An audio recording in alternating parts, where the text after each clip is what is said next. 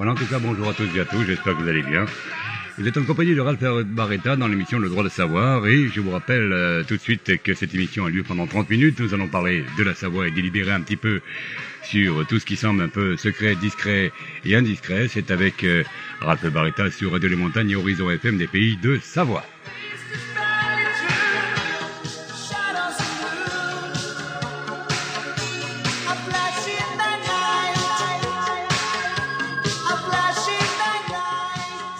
Sans plus tarder, voilà, j'ai un sérieux souci, c'est vrai, sans plus tarder, on va rejoindre la personne et mon invité d'aujourd'hui qui va se présenter lui-même sur les ondes de votre station de radio. Allô? Eh bien, bonjour Ralph. Eh bien, bonjour. Bonjour à cet invité. Tout de suite, je vais vous demander de vous présenter, bien sûr. D'accord. Eh bien, donc bonjour aux auditeurs, bonjour à l'équipe de Radio des Montagnes. Donc moi, je suis donc Dauphinet de Sapaodia. Je suis connu sous cet alias sur Facebook, donc je me présente comme tel aux auditeurs. Je suis donc citoyen de Savoie et membre du MCSE, comme nos amis Antoine Rouvier et Franck de Savoie que vous avez eu dans votre émission les semaines précédentes. Bien, alors on va tout de suite, pour rappeler les choses, le M... Bonjour Ralph. Eh bien bonjour. Alors c'est donc un mouvement politique qui donc se nomme le Mouvement Citoyen de Savoie. C'est donc un mouvement politique, c'est-à-dire qu'il promulgue des lois et promulgue des systèmes. Il fabrique des systèmes, voilà, clairement. Contrairement à d'autres mouvements, comme par exemple la Confédération savoisienne, qui, elle, dans ses statuts, se définit clairement comme un mouvement apolitique, c'est-à-dire qui ne crée pas de système. Voilà. Bien, alors, il y a eu de nombreuses questions, et notamment on nous dit, et on nous le répète, mais comment la Savoie peut-elle retrouver sa liberté qui ne semble pas être tout à fait acquise? Alors c'est à vous maintenant de nous dire, oui ou non, la Savoie a-t-elle des droits? Oui ou non, la Savoie est toujours sous la tutelle de la France? Oui ou non, deviendra-t-elle totalement souveraine? Bonjour à cet invité, tout de suite je vais vous demander... Alors donc la Savoie est sous tutelle de la France, oui, forcément, puisqu'on le voit très bien, les gendarmes sont là, les administrations sont encore là françaises pour juger et faire appliquer des lois. Après, elle est libre de droit, et là, donc elle est toujours libre de droit, hein, c'est-à-dire, mais justement, pour apporter un petit peu de précision, j'aimerais justement notifier cette chose qui est importante. Allez-y. Faire bien la différence entre un état de droit et un état de fait. Et pour ça, je vais prendre un exemple très concret de la vie quotidienne en général. Vous, par exemple, Ralph Barretta, voilà, si je décide de vous tuer, je ne peux pas, le droit m'en empêche. Hein. C'est-à-dire que pour le faire, je vais encourir jusqu'à 20 ans de réclusion. D'accord? Donc, décrit comme tel, cette situation est un état de droit. D'accord? Après, pour la même situation, si je décide de venir chez vous, toujours sans droit, mais que je vous tue, premier constat, vous serez mort. Et j'aurais beau de vous présenter, bien sûr. Bien voilà. sûr. Donc ça, c'est bien faire la différence entre un état de droit et un état de fait. Et aujourd'hui, c'est ce que la France finalement fait, c'est-à-dire que elle exécute des processus législatifs et se permet de promulguer des lois, etc., à sa façon, et d'en appuyer le fonctionnement sur les citoyens. Mais elle n'en a pas le droit, mais elle le fait quand même. Et c'est vrai que le scandale aujourd'hui, c'est où sont les instances internationales, où sont les pays soi-disant signataires des chartes des droits de l'homme, pour dénoncer le scandale qui a été dénoncé d'ailleurs. Hein, au moment de l'annexion en 1860, le célèbre quotidien anglais The Times, qui faisait ses débuts à cette époque-là, avait publié plusieurs extraits qui vont bien à l'encontre de ce que la presse française avait déclaré à l'époque. D'accord. Eh bien, donc bonjour aux auditeurs. Vous en publiez un extrait sur la page de Radio des Montagnes. Oui. Vous allez voir que, c'est un article qui est en anglais, mais si vous voulez qu'on le traduise ensemble, vous allez voir que entre la version de la presse française d'époque et celle des versions des journaux étrangers d'époque, l'histoire n'est pas la même du tout. Bien, alors il se dit plusieurs choses, vous devez le comprendre, et sans doute que vous en avez eu des échos. On nous dit oui, mais la Savoie a été reconnue par un État qui est, lui, reconnu par l'ONU. Et cet État, tout le monde en parle maintenant, ce n'est plus un secret. De Radio des Montagnes, donc moi je suis... On l'a reconnu. Bon, alors, il y en a d'autres qui disent, oui, mais on connaît l'histoire de Monaco, et c'est vrai, tout le monde la connaît, la famille Grimaldi, comment elle était arrivée au pouvoir de Monaco. Enfin, on fait des tas d'amalgames, on mélange des tas de choses, et en fait, les uns disent oui, les autres disent non, les autres disent faut pas en parler, les autres disent c'est un secret.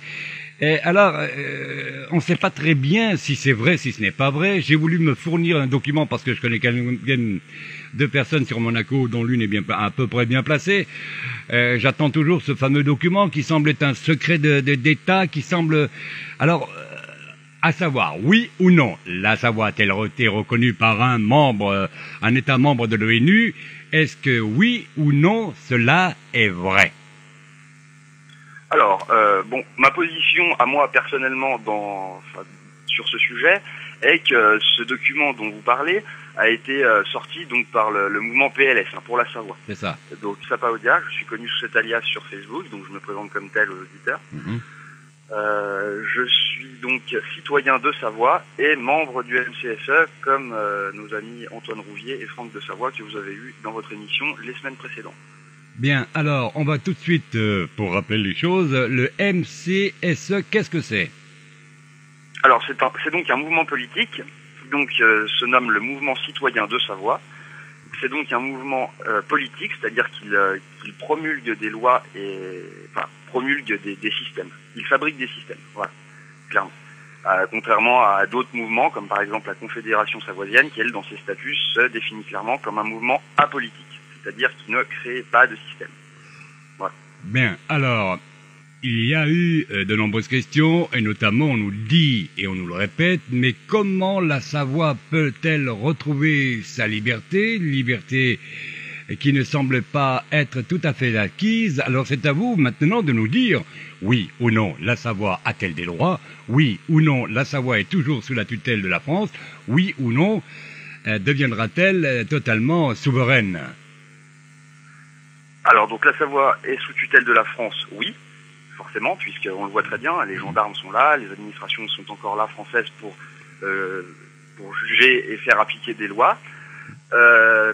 Après, elle est libre de droit, et là, donc elle est toujours libre de droit, c'est-à-dire, mais justement, pour apporter un petit peu de précision, j'aimerais justement notifier cette chose qui est importante. Allez-y. Faire bien la différence entre un état de droit et un état, je n'en ai pas la preuve non plus, encore une fois.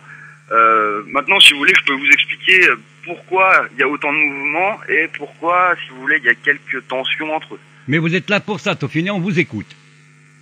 Alors, bon, donc il y a donc à peu près une vingtaine aujourd'hui de mouvements savoisiens. Oui. Donc certains sont, donc j'ai expliqué tout à l'heure, certains sont politiques, comme le MCSE, PLS. D'autres sont apolitiques, comme la Confédération savoisienne. D'autres encore sont des associations qui défendent l'histoire, d'autres qui défendent le patrimoine, etc. Ce sont des gens qui sont donc, comme par exemple les Femmes de Savoie, qui sont une association loi 1901, c'est-à-dire déclarée à l'administration française en tant qu'association française sous loi 1901. Maintenant, ce sont des gens qui ont prouvé leur savoir au sein de la Savoie. Ils en défendent l'histoire, le droit. Et là, je vais prendre un exemple très concret. 101. Ils ont prouvé leur savoir et donc aujourd'hui ces mouvements-là sont sollicités régulièrement pour affirmer le droit savoisien et pour faire masse et pression sur l'État français. Voilà. Ils ont été créés. Alors au départ, on sait qu'il y avait un seul mouvement. Dans les années 95, la Ligue savoisienne a été créée par Monsieur Jean de Pingon. Au début où ils ont été créés, ils n'avaient pas grand-chose, ils avaient très peu de documents, et surtout, ils étaient très ennuyés par les renseignements généraux français, parce que comme il n'y avait qu'un seul mouvement, c'était très facile de les suivre, parce qu'on savait que tout ce qui était savoisien était rattaché à ce seul et unique mouvement. Maintenant qu'il y en a une vingtaine, c'est beaucoup plus difficile de les suivre. On ne sait plus qui est avec qui fait quoi, comment, donc c'est, voilà, ça, entre guillemets, ça aide dans ce sens-là, où le fait qu'il y ait une diversité des mouvements apporte une diversité d'idées et apporte aussi cette possibilité de pouvoir être plus mobile. La Savoie est aussi un pays qui est grand, pour comparaison avec Nice, par exemple, puisque c'est exactement le même, la même escroquerie, la même histoire sous le même traité. Les Niçois, donc, qui se rencontrent très souvent, parce que le comté est assez petit et très concentré sur la ville de Nice. En Savoie, nous, entre le nord et le sud, il y a quand même 3 heures, 3 heures et demie de route. Du coup, pour faire des réunions, c'est compliqué. Le fait qu'il y ait plusieurs mouvements fait qu'ils sont chacun disposés de manière géographique un peu partout dans le pays et permet donc à tout le monde de pouvoir se rencontrer et donc pouvoir créer des idées, enfin, amener des idées, des systèmes qui, quand les mouvements se réunissent, comme l'année dernière à Aix-les-Bains où tous les mouvements se sont réunis, alors là, chacun peut exposer ses idées, et c'est là que c'est avec ce genre de façon de fonctionner qu'on arrive à soulever des grands élans des grands élans d'indépendantisme. Oui, mais d'indépendantisme utile. Je suis obligé de reconnaître que quand même, du côté de Nice, on est plus clair dans de la vie quotidienne en général. Vous, par exemple, Ralph Barretta, voilà, si je décide de vous tuer, je ne peux pas, le droit m'en empêche. Hein. C'est-à-dire que pour le faire, je vais encourir jusqu'à 20 ans de réclusion. D'accord? Donc, décrit comme tel, cette situation est un état de droit. D'accord? Après, pour la même situation, si je décide de venir chez vous, toujours sans droit, mais que je vous tue, premier constat, vous serez mort. Et j'aurais beau ne pas en avoir le droit, ce sera fait quand même. Voilà. Donc ça, c'est bien faire la différence entre un état de droit et un état de fait. Et aujourd'hui, c'est ce que la France finalement fait, c'est-à-dire que elle exécute des processus législatifs et se permet de promulguer des lois, etc., à sa façon et d'en appuyer le fonctionnement sur les citoyens. Mais elle n'en a pas le droit, mais elle le fait quand même. Et c'est vrai que le scandale aujourd'hui, c'est où sont les instances internationales, où sont les pays soi-disant signataires des chartes des droits de l'homme, pour dénoncer le scandale qui a été dénoncé d'ailleurs. Hein, au moment de l'annexion en 1860, le célèbre quotidien anglais The Times, qui faisait ses débuts à cette époque-là, avait publié plusieurs extraits qui vont bien à l'encontre de ce que la presse française avait déclaré à l'époque. Je vais d'ailleurs vous en publier un extrait sur la page de Radio des Montagnes. Oui. Vous allez voir que, enfin bon, c'est un article qui est en anglais, mais si vous voulez qu'on le traduise ensemble, vous allez voir que entre la version de la presse française d'époque et celle des versions des journaux étrangers d'époque, l'histoire n'est pas la même du tout. Bien, alors il se dit plusieurs choses, vous devez le comprendre, et sans doute que vous en avez eu des échos.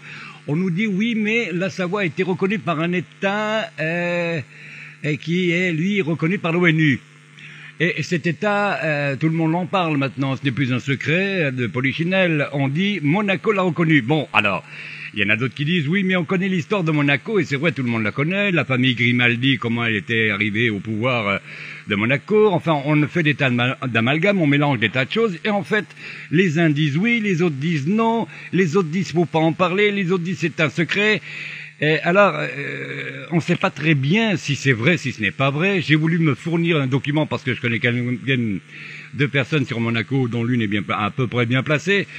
J'attends toujours ce fameux document qui semble être un secret d'État, qui semble...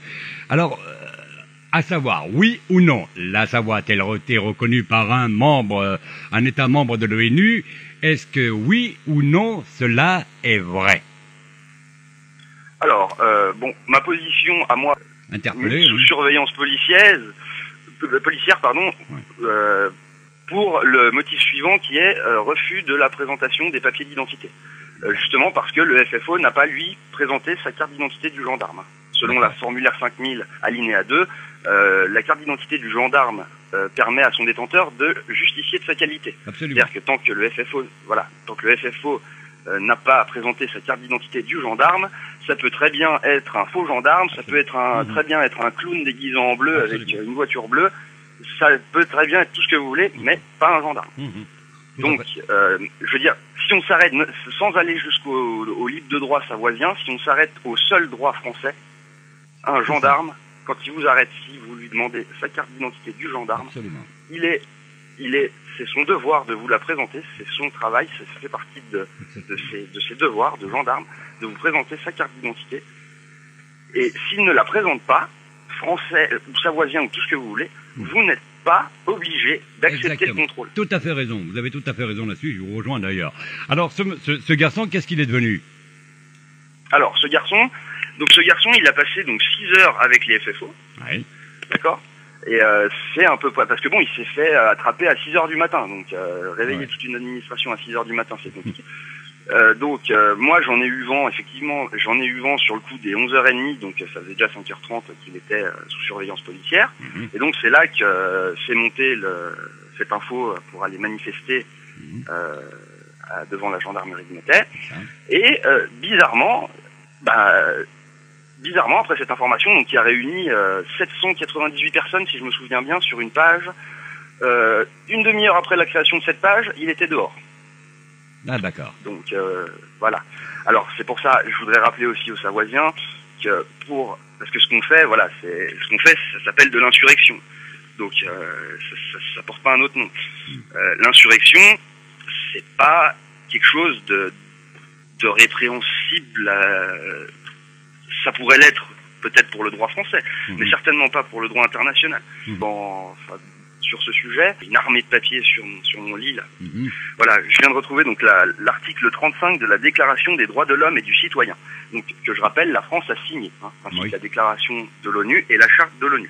Donc cet article 35 de la Déclaration des droits de l'homme, que dit-il? Il dit: quand le gouvernement viole les droits du peuple, l'insurrection est, pour le peuple et pour chaque portion du peuple, le plus sacré des droits et le plus indispensable des devoirs. Absolument. Donc, je viens de démontrer que l'insurrection n'est pas quelque chose de marginal, n'est pas quelque chose d'a fortiori répréhensible, c'est quelque chose que, pour la simple et bonne raison que si on vous prive de vos droits, qu'on vous viole de vos droits, il vous reste encore la possibilité de ne pas l'accepter et de vouloir vous en défendre. Absolument. Là, je vous rejoins totalement de toute façon.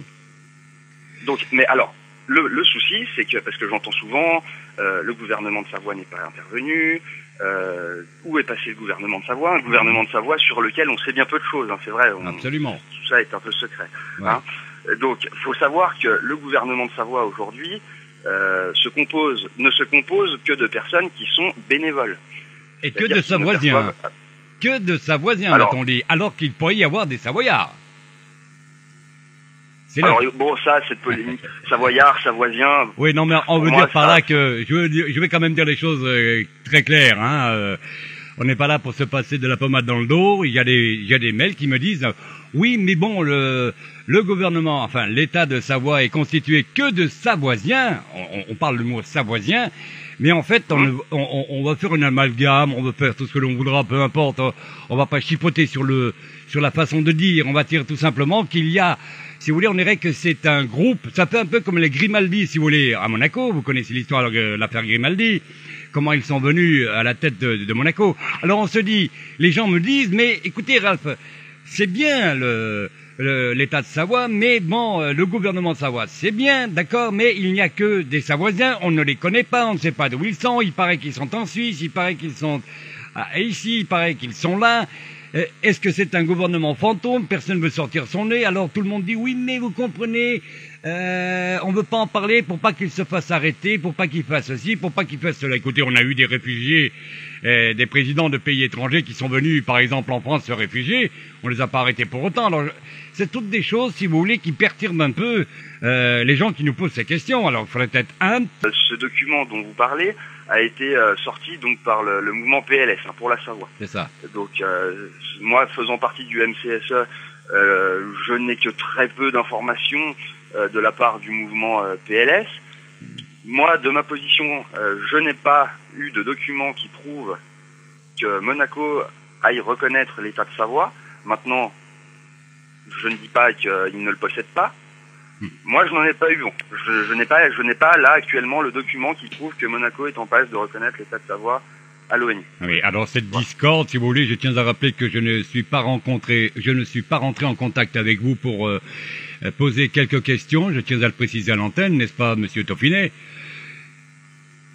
Oui, moi je suis là pour y répondre, dans la mesure où je peux y répondre. Non, mais là, pour le coup, je tiens à préciser que je ne suis pas rentré en contact avec vous pour poser les questions, c'est-à-dire qu'il n'y a pas eu de confidence entre nous à ce sujet-là.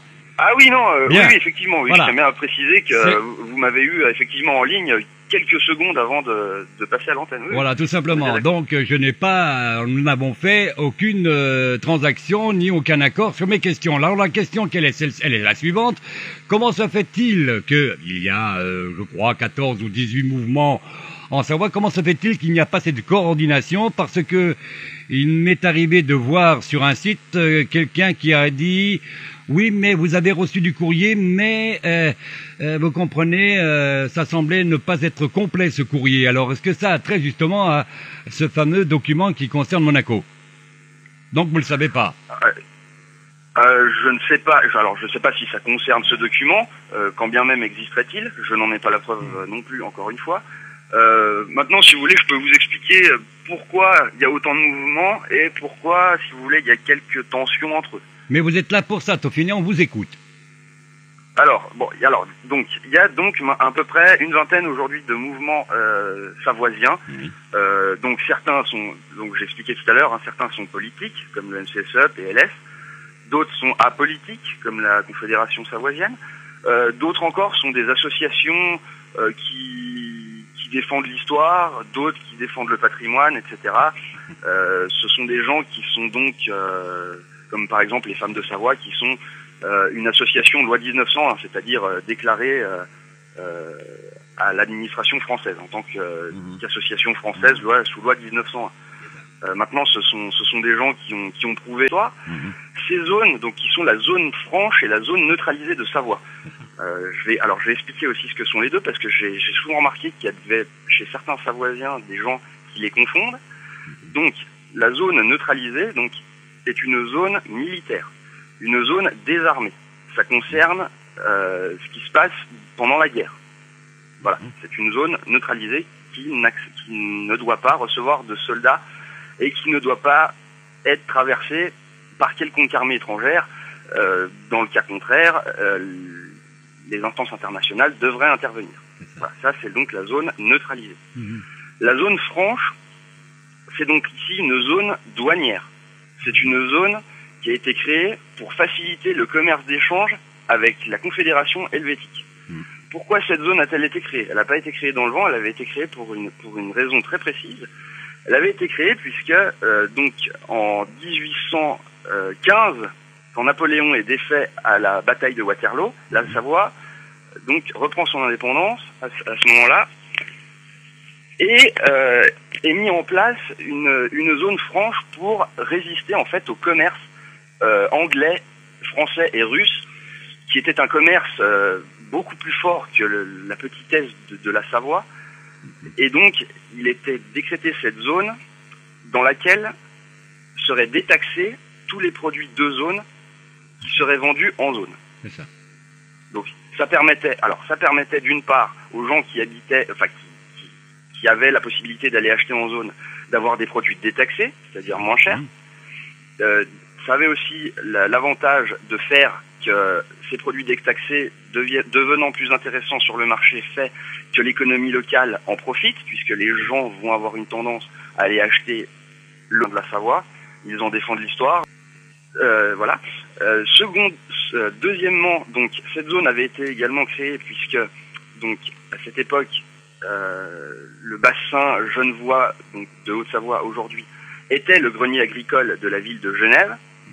Et ce grenier agricole, tous les gens, paysans, etc., qui avaient besoin des services de la ville, ce qui pouvait être mobilier, literie, etc., donc avaient besoin d'aller faire du commerce avec Genève. Donc cette zone avait été créée pour ça, de manière à ce que toute la production agricole savoisienne puisse atteindre Genève sans taxe douanière, et à l'inverse que les Savoisiens puissent ramener de la marchandise de Genève pour en bénéficier chez eux sans taxe douanière également. D'accord, mais attendez. Voilà. Là, je vais vous couper 2 secondes. C'est-à-dire que si la Savoie, n'est-ce pas, retrouve son indépendance, sa souveraineté, est-ce qu'elle sera dans cette même formule?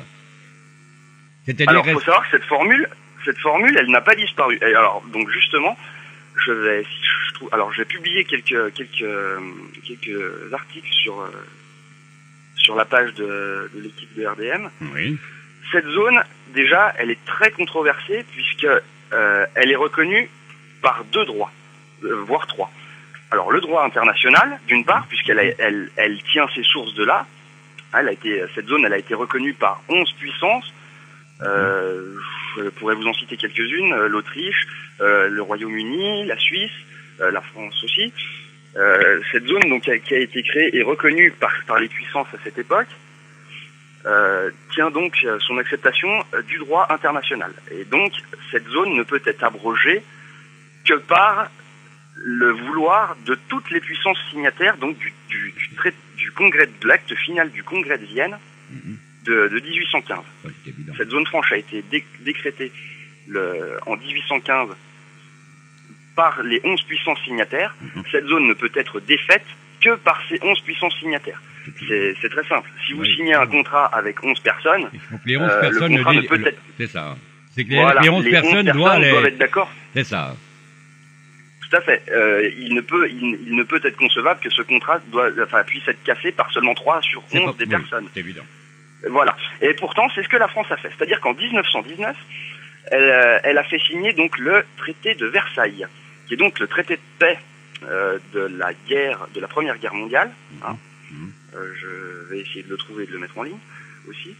Donc dans ce traité, la France y a glissé un article, c'est l'article 435, qui dit que cette zone doit être abrogée puisqu'elle n'a plus lieu d'être.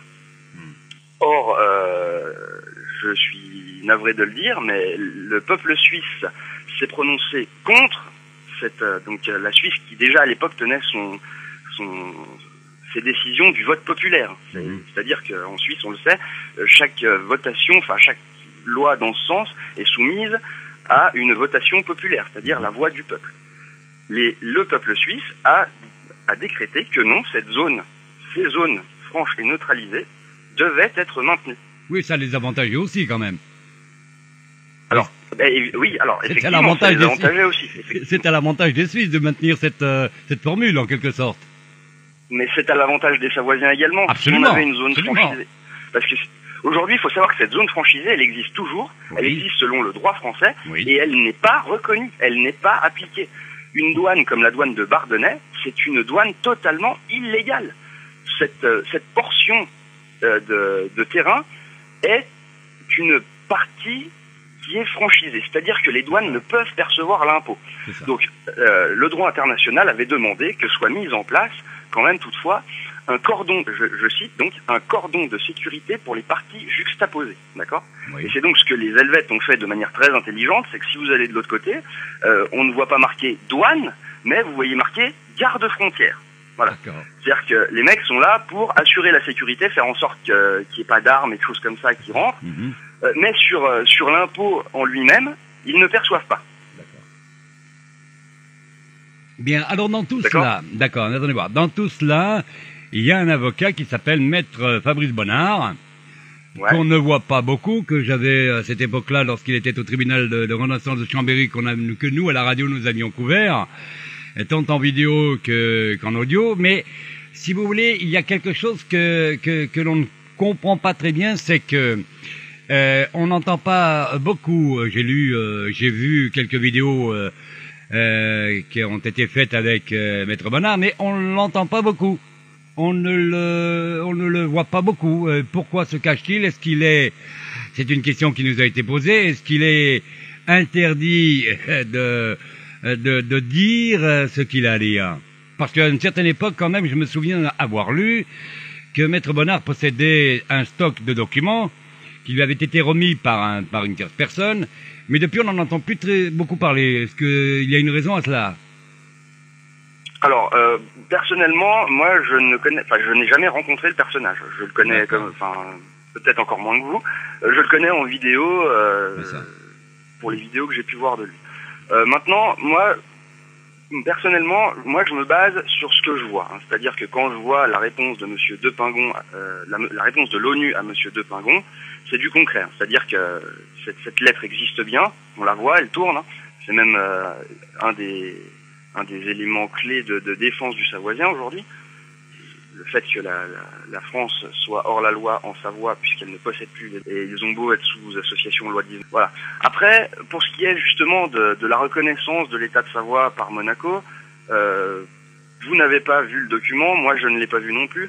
Donc si vous voulez, j'émets quelques réserves si vous voulez, tout ça c'est... Il n'y a pas de preuves concrètes, quoi. Ce sont des oui-dire, des j'aurais entendu, des ci, des là. Bon, alors c'est de l'intox en quelque sorte. On va assujettir cela à de l'intox parce que j'ai l'impression que tous les mouvements disent les choses à leur manière ou les interprètent, n'est-ce pas, à leur manière. Mais ça c'est quand même dangereux pour la simple et bonne raison, Monsieur Taufinet, c'est que celui qui veut prendre sa carte de Savoisien, il est un petit peu réticent parce qu'il se dit... On vit dans un monde un peu farfelu, puisque chacun interprète à sa façon ses décrets, ses lois, ses façons de voir, ses façons de concevoir, et ça fait que ces gens-là, même moi, je suis en passe de passer mes papiers savoisiens, mais il y a quand même quelque chose, c'est qu'on entend, si vous voulez, que des sons de cloche qui bien souvent n'ont pas de concordance entre elles. Je comprends pas pourquoi il y a cette façon de faire. Pourquoi n'y a-t-il pas quelqu'un, un porte-parole, qui puisse dire voilà les choses comme elles sont, la Savoie mérite ça, elle a le droit à ça, elle doit arriver à tel point, et dans l'état actuel des choses, si vous voulez, on se dit tiens, la Savoie, lui il dit ça, l'autre il dit ça, l'autre il dit ça là-bas, l'autre c'est oui, l'autre c'est blanc, l'autre c'est noir. Alors est-ce qu'il ne peut pas y avoir quelque chose de plus concret? Alors plus concret.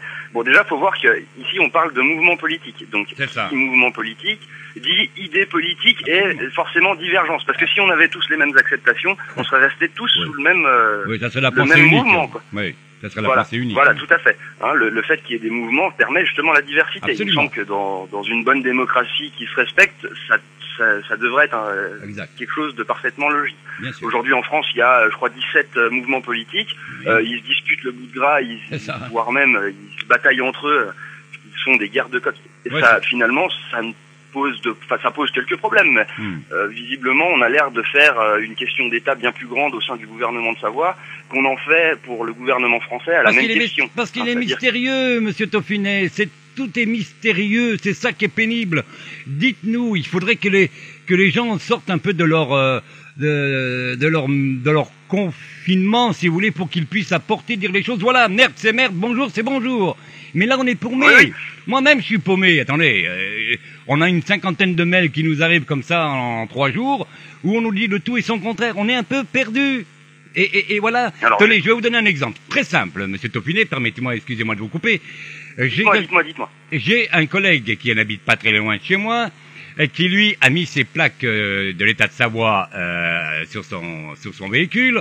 Je l'ai vu pas plus tard qu'hier encore. Il me dit, Ralph, attendez, il y a un problème, c'est que moi, lorsque j'ai voulu aller en Suisse, eh bien, on m'a dit, l'État de Savoie, ça n'existe pas. Il a été obligé de faire couper à la disqueuse, si vous voulez, en dessous de sa plaque, État de Savoie, sinon il pouvait pas rentrer en Suisse.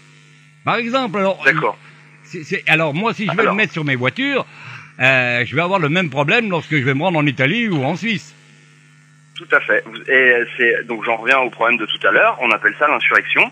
L'insurrection, on n'a jamais dit que c'était facile, on n'a jamais dit que c'était rigolo, on n'a jamais dit que c'était une partie de plaisir. Pour comparaison, je vais vous raconter l'histoire d'une Savoisienne qui, elle, passe la frontière suisse tous les jours parce qu'elle travaille de l'autre côté. Donc maintenant, donc au début, elle a vécu les mêmes histoires que vous. D'accord. Je peux vous garantir que maintenant, quand il la voit passer, il la voit arriver à 450 mètres et ils rentrent dans la guitoune quand ils la voient. Ils ont prouvé leur savoir. Et donc la première fois qu'ils l'ont arrêté, voilà, donc les questions traditionnelles, hein, qu'est-ce que c'est que ces plaques? Donc ça, c'est les plaques de mon pays, celui que vous occupez.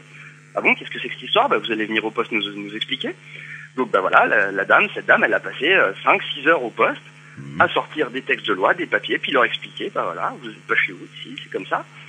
Et puis au bout d'un moment, oui, ils sont obligés parce que effectivement, après derrière aussi, il faut voir que être savoisien, c'est aussi avoir des bons contacts. Bien sûr. Cette dame, elle a des bons contacts, donc elle a commencé à tirer des coups de fil, ça a commencé à tirer des mails, ça a commencé à tirer des messages sur Facebook, etc. Et il faut savoir que les renseignements généraux, ils sont dessus en permanence et ils sont capables de sentir un soulèvement en l'espace de 10 minutes. Donc sitôt que que ces mecs-là commencent à sentir le soulèvement, ils appellent au poste là-bas et ils leur disent relâchez-les parce que ça commence à mousser là. Oui, mais alors moi, écoutez, Donc, voilà. non, mais il y a un souci quand même. Il faut pas tout le monde a le bras long entre guillemets, pas tout le monde a la possibilité ou les facultés d'avoir sous la main un appareil quelconque pour informer de la situation de la personne qui a été coincée ou une frontière. Imaginez-vous qu'un pépé de 70 ans, je vais l'appeler pépé, avec tout le respect que je peux devoir aux anciens, s'il vous plaît, qui se fasse arrêter avec cette plaque-là. Ah, on va lui dire, le pauvre pépé, oui. Qu'est-ce qu'il va faire? Il va trembler de tous ses membres, il va dire, oui, mais vous comprenez, on m'a dit que, il paraît que... Alors, est-ce qu'il n'y a pas quelque chose de plus concret à faire pour ces gens-là? Moi, si on m'arrête avec ma voiture, je vais dire, mais attendez, vous allez où là? Je sais comment je vais le prendre. Mais est-ce que cette personne va dire quoi? Elle va présenter sa carte de savoisienne. Sa carte savoisienne, il va dire, oui, vous comprenez, on m'a dit que... Je vous dis ça pour une simple et bonne raison. C'est que dernièrement, j'ai reçu un mail d'une personne qui me disait, oui, mais vous comprenez, votre radio, si jamais il fallait envoyer un dossier à quelqu'un, et ensuite on m'a dit, vous comprenez, il faut l'envoyer là, mais est-ce que ça sera reconnu parce que vous êtes sous la loi de 1901, mais la loi de 1901 reconnue à la préfecture de la Savoie, on reconnaît pas les préfectures en Savoie, est-ce que ça sera valable, est-ce que ça sera pas valable? Alors, moi, je peux me défendre, mais un homme de 70 ans, comment peut-il se défendre devant des hommes avec le pistolet à la ceinture, l'air un peu autoritaire et la voix un peu que barbare, il va s'affoler, le papy. S'il a un peu d'expérience, il devrait pouvoir arriver à garder son calme. Encore une fois, on parle d'insurrection, et je le redis, on parle d'insurrection, ça veut dire du plus jeune de nos citoyens jusqu'au plus ancien. Oui, mais est-ce qu'il n'y a pas un petit rappel? Est-ce qu'on peut ne pas, lorsqu'on demande des plaques d'immatriculation de véhicules, pour nos véhicules de l'État français, est-ce qu'on peut pas, ou une carte d'identité ou son permis de conduire, est-ce que l'on ne pourrait pas adjoindre un document qui permettrait à ce monsieur ou à cette dame, peu importe qui que ce soit, est-ce qu'on pourrait pas lui donner un document qui pourrait lui dire, ben tenez, voilà, j'ai reçu ça avec mon document, voilà la chose comme elle se présente. Alors, certainement pas de la part de la France. La France. Non, je parle de la Savoie. Je parle au niveau de... Alors, attendez, c'est un Savoisien qui se fait arrêter avec des plaques de voiture de l'État de Savoie et sa carte d'identité savoisienne. Est-ce qu'on peut pas lui adjoindre un document qui permettrait de dire, voilà, vous m'arrêtez, oui, voilà, rentrez ici dans la baraque en bois et expliquez-vous. Et est-ce qu'on peut pas lui donner un document comme un sauf-conduit, si vous voulez? Ouais, alors, qui devrait distribuer ce document? L'État, enfin, les Savoisiens, l'État de Savoie ou l'État français pour dire de reconnaître? Non, alors là, ça serait carrément l'État de Savoie. L'État de Savoie. Alors l'État de Savoie, pour l'instant, c'est vrai que il me semble que les Savoisiens, si vous voulez, l'État de Savoie ne pourra se faire ces mouvements-là. Il ne pourra pas se faire avec un gouvernement de 150 personnes qui travaillent, mais qui travaillent s'il y a pas le peuple derrière pour l'aider. Il travaille dans le vent. Et alors la personne qui se fait arrêter à la douane parce qu'il le pauvre pépé qui se fait arrêter à la douane, lui, il peut rien préparer, quoi. On peut pas lui donner un sauf-conduit. Moi, je comprends pas. Pendant la guerre en 39, tout le monde le sait qu'on a mis des étoiles sur les vêtements des Juifs. Aujourd'hui, on voit certaines personnes avec des kippas sur la tête, on les voit avec des niqabs et tout ce que vous voudrez. Mais un État qui veut retrouver sa souveraineté, on fournit pas à ses citoyens, en quelque sorte. Alors, on fournit pas un document qui puisse lui permettre de se défendre, ou du moins, si vous voulez, pour être plus clair, parce que c'est dans mes habitudes, s'il se fait arrêter, qu'il dise, voilà, moi, je suis Savoisien, voici un document qui me permet de porter cette carte d'identité sur moi, ce permis de conduire, et bien sûr, ces plaques de ma voiture, essayez de me reprocher quelque chose. Tandis que là, si le type, il a rien dans ses mains, il est un peu perdu, il faut reconnaître que on n'est pas tous virulents, on n'est pas tous capables de donner la réplique à quelqu'un. Oui, permettez, je vais répondre. Donc, effectivement, donc les documents qui sont à présenter sont donc la réponse de Monsieur Depingon à l'ONU, qui nous apprend que donc le traité de 1860, ce traité n'a jamais été enregistré à l'Organisation des Nations Unies, d'accord? Alors, on rappelle que selon l'article 44, la France avait obligation dans un délai de 6 mois de notifier à l'Italie le maintien ou la remise en vigueur de ce traité. Elle ne l'a pas fait. L'ONU nous en apporte la preuve. Donc ce document fait foi. Enfin, attendez, monsieur Taufinet. L'ONU dit qu'il ne retrouve pas les documents qui justifient cela. C'est ça. Ah non, ça n'est pas l'ONU qui déclare ça, c'est la France. La Non, France l'ONU déclare avoir ces documents. L'ONU, d'après un document qui m'est passé sous les yeux il y a à peu près une quinzaine de jours, dit que ça a été fait, il y a des recherches qui ont été faites, mais jusqu'à la preuve du contraire, ils n'ont pas encore réussi à trouver le document manquant dans les archives. C'est bien cela. Hein. Bah écoutez, moi, peut-être vous avez un document que je n'ai pas. Si vous vouliez bien le mettre en ligne, ce serait bien. Bien sûr. Moi, le seul document que j'ai aujourd'hui, c'est-à-dire un document daté du 15 décembre 2009, la réponse de Monsieur Depingon à l'ONU, Monsieur Depingon qui demande à l'ONU si le traité de limite entre la France et la Sardaigne, entre la Corse et la traité de cession de la Corse à la France par la République de Gênes, ainsi que le traité relatif à la Réunion de la Savoie et l'arrondissement de Nice à la France. Donc ces trois traités, on demande à l'ONU s'ils ont bien été enregistrés, s'ils ont bien été mentionnés. Oui. Donc on nous répond, les traités mentionnés ci-dessus n'ont jamais été soumis à la section des traités pour son enregistrement. Voilà. Signé Annabeth Rosenboom, chef de la section des traités du Bureau des affaires juridiques de l'ONU. D'accord. Voilà. Alors, peut-être, moi, je n'ai pas meilleur document pour l'instant avec moi. Voilà. Par contre, j'ai un document, c'est-à-dire, parce que Monsieur Depingon, avant de poser cette question à l'ONU, l'avait déjà posée à la France, en 2002. Oui. Si je retrouve le papier, voilà, c'est la réponse la réponse du ministère des Affaires étrangères, qui est un tout petit peu différente de celle de l'ONU. De nouveau, on retrouve la même chose, c'est-à-dire vous avez demandé à la direction des archives par lettre en date du 11 décembre 2001, donc pas 2002 mais 2001, si conformément aux dispositions de l'article 44 du traité du 10 février 47, les trois traités suivants ont été notifiés, donc je ne vais pas les relire, c'est les mêmes.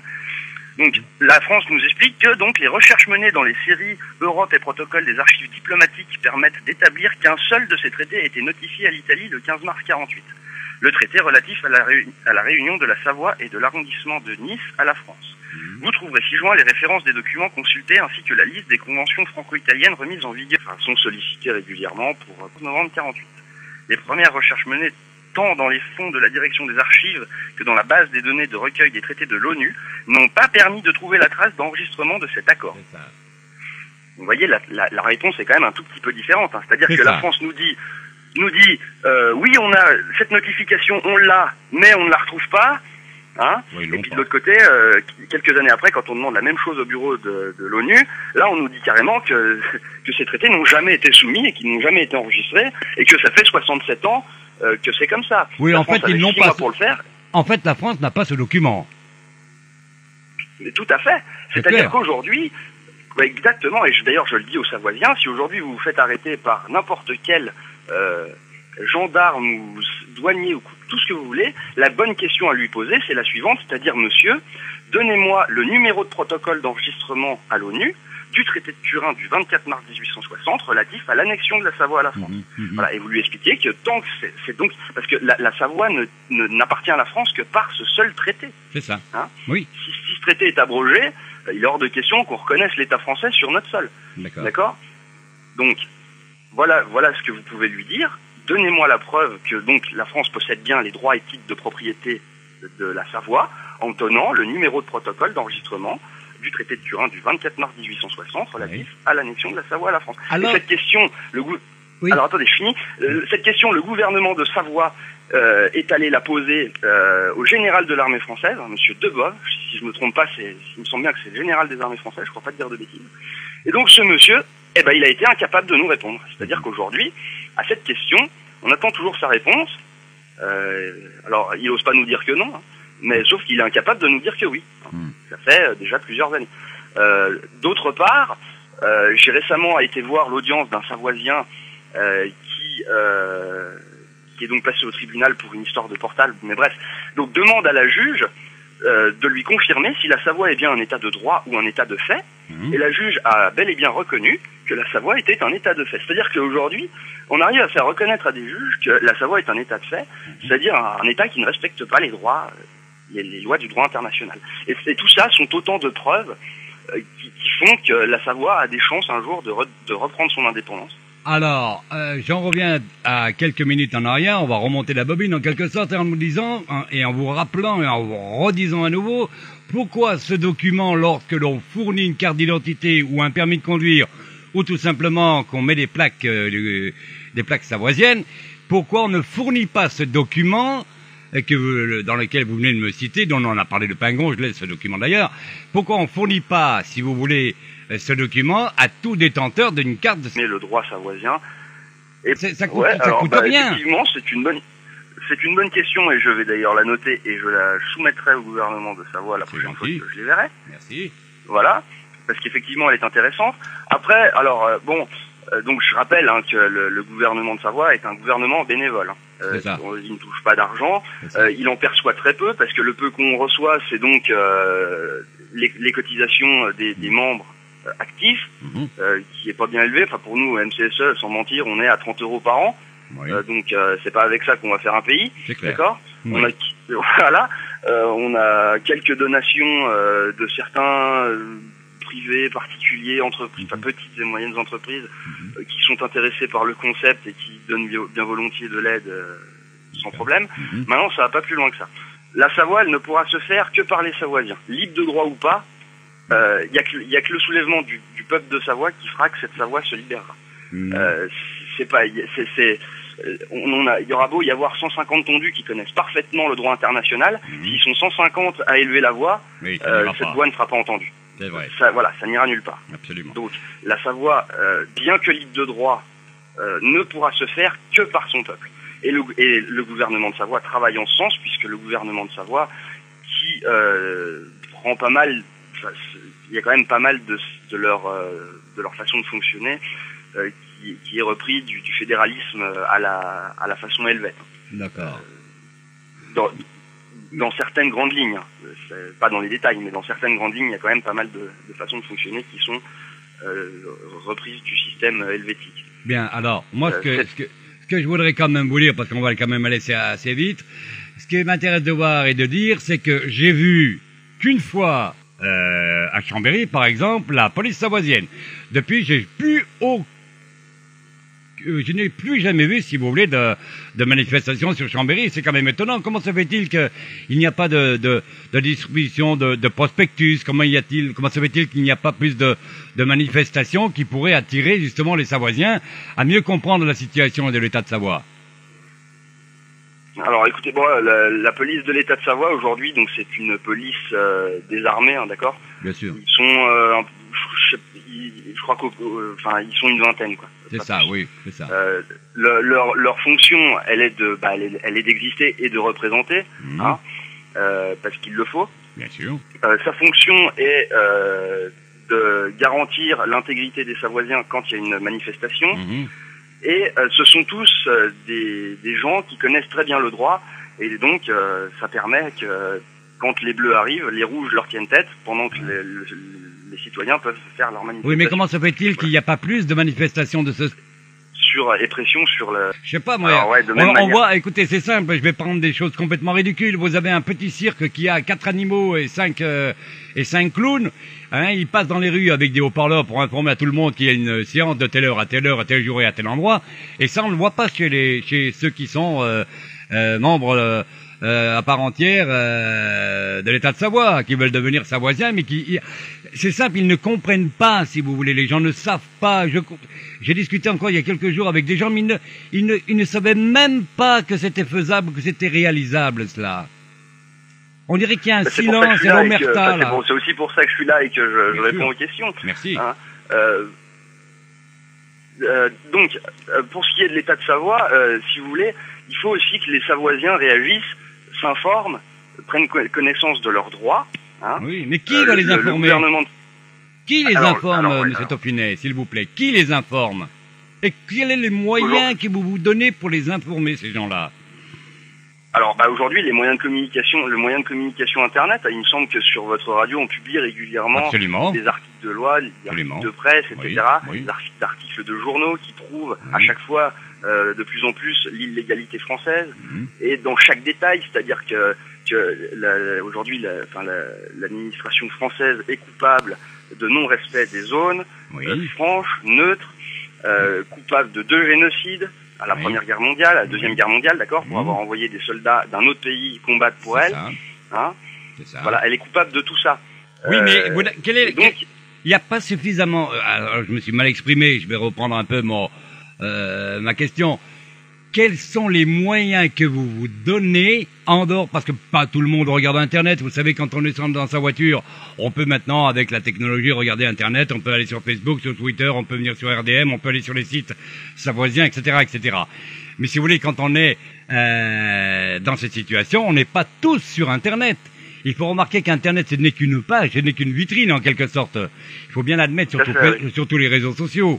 Donc il faudra bien comprendre la chose. Et on s'aperçoit que dans les réseaux sociaux, on a plus souvent des gens qui sont de l'extérieur de la Savoie que ceux qui sont de l'intérieur. Moi, j'ai visité pas mal de sites, par exemple, détenus par des Savoisiens. C'est maigre, c'est léger. Il faut quand même l'admettre. Alors que le visuel, la communication visuelle et dans les rues, par des manifestations ou des manifestations agréables, je ne sais quelle sorte de manifestation, peu importe.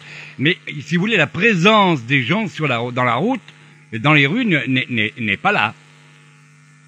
Alors effectivement, le truc c'est que le dernier rassemblement en a été la preuve, hein, c'est-à-dire que le dernier rassemblement qui a été effectué, c'est donc le dernier grand rassemblement qui a été effectué, c'est donc le blocage de la douane de Bardonnay le 10 juin 2012. Hein. Oui. On a assisté au plus fort de la manifestation, je crois qu'on était à peu près une centaine. Oui. Donc c'est peu, c'est très peu. Oui. On avait fait des appels, etc. Et donc arrivé un moment, il faut aussi le reconnaître. Si le peuple de Savoie ne vient pas aux manifestations, si justement le peu, si vous voulez, le peu que vous décrivez, ce que vous décrivez comme étant un peu, le peu qui est donc réalisé n'est pas soutenu. Absolument. Ça va pas donner beaucoup d'encouragement et de courage à continuer. On rappelle encore une fois que le gouvernement de Savoie, tout comme la police de Savoie d'ailleurs, sont des bénévoles. Donc en dehors de ce qu'ils font pour la Savoie, ils travaillent. Ils ont aussi une famille, pour certains des enfants. Oui. Donc ils font une insurrection totalement gratuite. Et ils le font ils le font uniquement pour leur pays. Donc sur l'État français, le gouvernement de Savoie recrute, hein, ils sont preneurs de toutes les bonnes âmes et toutes les bonnes volontés qui veulent bien leur apporter les Savoisiens. Oui. Faut savoir qu'aujourd'hui, quand même, le fait d'avoir une machine à fabriquer des permis de conduire, des cartes d'identité, vu comme elles sont fabriquées, parce qu'elles sont quand même pas mal faites, elles ont une puce avec des informations. Je vous dirai tout ça lorsque je vais recevoir la mienne. Voilà, si vous voulez, je peux vous expliquer un petit peu. Il y a une puce dans laquelle vous avez en fait les allergies, les contre-indications à certains médicaments, etc., de manière à ce que si on vous trouve inconscient dans un accident de voiture ou autre, on puisse avoir accès à ces données de manière à pouvoir vous faire une transfusion dans les plus brefs délais ou qu'on vous donne pas certains médicaments. Elle est quand même mieux faite que la carte d'identité française, qui est énorme et qui est destructible. Enfin, vous allez 3 fois au ski, elle est détruite. C'est ça. Non, mais c'est une très bonne chose. D'ailleurs, nous ici, on l'a reconnu. C'était très bien. On peut donner son groupe sanguin, on peut donner toutes les informations médicales qui peuvent... C'est vrai. Non, je disais, c'est vrai que c'était très intéressant. Entre autres, une personne comme vous, avec toutes les pathologies que vous avez, les allergies. Absolument. On a trouvé ça remarquable parce que c'est vrai qu'on a quand même fait les dossiers pour récupérer nos cartes d'identité. Et j'ai trouvé ça, c'est vrai, extraordinaire, et c'est vrai que c'est mieux fait que celle qui est française. Non, ça, et le permis est exactement fait de la même manière. Exactement. Voilà, je viens de vous prouver là que le gouvernement de Savoie a fait mieux que le gouvernement de France. Absolument. Avec le peu de moyens qu'ils avaient. Non, mais ça, on va pas le nier. C'est vrai que c'est très important par rapport à ce que fait la France avec son bout de carton. On peut pas le renier, Christelle. Non, je dis qu'il y a de bonnes choses. Absolument. Le seul souci que nous avons, c'est qu'il n'y a pas suffisamment, comme vous l'avez rappelé Ralph et que Dauphiné a répondu, il n'y a pas suffisamment d'informations au niveau de la Savoie. Et c'est vrai que vous avez une radio qui est là aujourd'hui, Radio des Montagnes. On vous ouvre notre antenne et il est vrai que vous pouvez également passer pour vos manifestations sur l'antenne, histoire de peut-être rassembler plus de monde. Voilà. Ils ont été qui est à votre côté maintenant. Attendez, Christelle, il faut dire une chose je suis comme je suis. Il faut reconnaître que sur le répondeur de la radio, il y a des messages de partout, mais de très peu de Savoisiens. Et parmi les Savoisiens, ce sont des jeunes qui ont moins de 18 ans en règle générale. Alors que nous avons un fort pourcentage sur le répondeur, d'ailleurs on va les mettre en ligne, hein, c'est clair. Nous avons un fort pourcentage sur notre répondeur qui viennent de Paris, qui viennent, je crois qu'on a 1% qui nous arrive de la Chine, mais on s'aperçoit que pour la Savoie, on en arrive sur le répondeur à quelque chose comme 2 ou 3%, alors qu'on en est à 85% des auditeurs qui nous arrivent de la France. Et ça, je trouve ça extraordinairement étonnant d'ailleurs. Alors oui, on en revient au problème de tout à l'heure, c'est-à-dire que est-ce que le peuple de Savoie veut-il vraiment une indépendance, veut-il vraiment sortir de la France? S'ils le veulent, monsieur Taupinet, oui. il faut pas dire qu'ils ne le veulent pas. Je n'ai pas dit qu'ils ne le veulent pas, j'ai soulevé la question. Alors moi, je vais vous le veulent-ils? Bravo, j'aime votre tempérament, monsieur Taupinet. Alors je vais vous répondre avec le même. Il y avait un seul mouvement dans les années 95, Ils sont pas informés. Ils sont mal informés, monsieur Taupinet. C'est pas qu'ils ne veulent pas. Vous pouvez pas dire, tiens, il y a un nouveau magasin, une grande surface qui s'est ouverte à tel endroit, si autour de ce magasin, on n'en fait pas de la promotion. Il faut être clair. Si on vous dit pas que les possibilités qu'on nous avons en Savoie de faire et de construire, comment voulez-vous, cher monsieur, que le Savoyard, le petit gars de la campagne ou le gars qui habite dans un coin où l'information, on n'en parle pratiquement pas. Tenez, j'ai eu par exemple un exemple à Paris. On ne parle pas de la Savoie à Paris. Par monsieur Jean de Pingon. De l'indépendance de la Savoie. Alors comment voulez-vous que le gars qui lui est en Savoie, comment voulez-vous qu'il puisse se dépatouiller? Il n'est pas au courant. Moi je connais quelqu'un, oui j'en ai entendu parler, mais sans plus. Sans plus. Ouais, alors faut savoir. Alors attendez, parce qu'il faut savoir qu'aujourd'hui, donc le gouvernement, la Savoie, donc le seul média qu'elle va posséder, ça va être vous, c'est-à-dire Radio des Montagnes. Oui. C'est récent. Oui. Hein, et on est loin de l'affluence que peut provoquer une chaîne comme TF1, France 2 ou M6. C'est clair. Donc voilà pour l'information. Il est clair que de toute façon, la France fera tout pour passer ça sous couvert, comme elle l'a toujours fait. Oui. Ça fait 160 ans que c'est passé sous couvert, et il n'y a pas de raison que ça change. Donc, n'espérez rien de la France, que ce soit au niveau des médias, au niveau de la reconnaissance, de quoi que ce soit. Ça ne pourra venir que des pays étrangers. Et il y a de grandes chances que ça vienne hors Europe. Voilà. Un exemple, on va y revenir justement à ce que vous disiez en début d'émission, au niveau des chefs d'État de certains pays étrangers qui se sont planqués en France. Oui. On se souvient en 89 que la Lettonie, l'Estonie, etc. se sont créés. François Mitterrand avait appuyé, d'accord, la reconnaissance de ces pays auprès des instances internationales. La Russie va certainement se faire une joie de rendre l'appareil à la France aujourd'hui, avec la Savoie. Oui. C'est pareil, il y a un pays, je sais pas si vous avez remarqué, mais il y a un pays qui est aussi sous tutelle d'un autre pays et qui donc ce pays exerce sur cet autre pays un joug oppressif. Ce pays qui est un peuple de montagne également et de qui on ne respecte pas les droits et dont on n'entend plus parler en France. Vous l'avez peut-être deviné, le Tibet. C'est ça. Pourquoi vous avez remarqué que depuis 4-5 ans, le Tibet, on n'entend plus beaucoup parler. Oui, c'est vrai. Je vais vous expliquer pourquoi.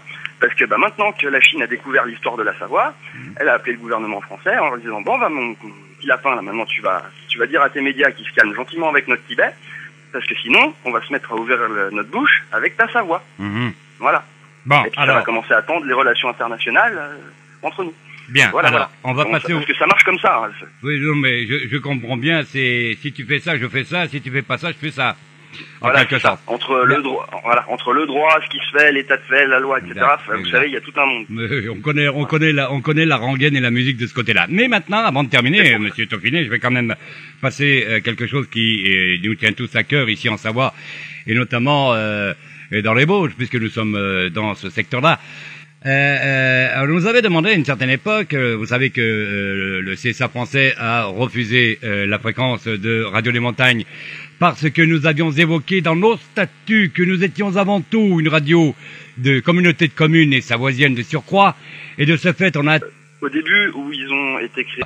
Et on nous a comparé à des professionnels comme BFM TV et puis BFM Business, pour ne dire que ça. Donc pour éviter tout conflit, on a préféré donner la fréquence à cette Radio Monte Carlo, pour la simple bonne raison, c'est que il y avait un choix plus intéressant à faire, et on nous a comparé de ce fait-là, puisque BFM TV, d'une part, est une radio de catégorie D, alors que nous étions, nous, de catégorie A, donc une association, et qu'on nous a comparé avec une autre station de radio de la Maurienne qui, elle, est de catégorie B, cela veut dire au-dessus de nous d'une catégorie commerciale. Donc en quelque sorte, on nous a fait savoir que nous étions considérés comme des professionnels et non pas généralistes et non pas comme une associative. Et de ce fait-là, nous avons eu une discussion, alors je ne vais pas citer les noms parce qu'on n'est pas là pour citer les noms, mais pour donner une règle générale de la situation. On nous a demandé, je crois, une personne qui appartient à l'État de Savoie, tout simplement de fournir un dossier, mais qui est un dossier qui a été déclaré à la préfecture et l'État de Savoie ne reconnaît pas, paraît-il, les préfectures en Savoie. Si je me trompe, arrêtez-moi, monsieur Dauphinet. Non, vous ne vous trompez pas, effectivement, le gouvernement de Savoie ne reconnaît aucune administration française sur le sol de la Savoie, que ce soit tout, tribunal, justice, gendarmerie, etc., administration en tout genre, Pôle emploi, tout ça, ne reconnaît rien. Bien, alors, ce qui me laisse à nous à penser à la radio, nous sommes quand même plus d'une vingtaine, ce qui nous laisse à penser de dire que notre dossier, qui est quand même imposant, qui fait quand même quelque chose comme 200 pages répertoriées en 4 dossiers, si je me trompe, Christelle, vous pourrez me rattraper. Non, c'est juste. C'est ça. Et alors on nous dit, il faut envoyer cela au ministre de l'Intérieur de l'État de Savoie. Moi, je veux bien, mais on nous pose des questions qui sont complètement démentes. Pourquoi telle puissance? Attendez, je sais pas. Je vois que dans ce contexte-là, il y a très peu de connaissances.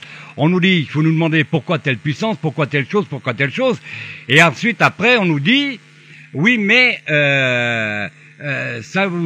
votre dossier sera peut-être accepté ou pas. Alors là, on tombe carrément sur notre cul, nous, Savoisiens, en nous disant, on veut bien vous donner à manger à condition que c'est vous qui apportez le casse-croûte, quoi. Alors, c'est un peu étonnant, cette situation.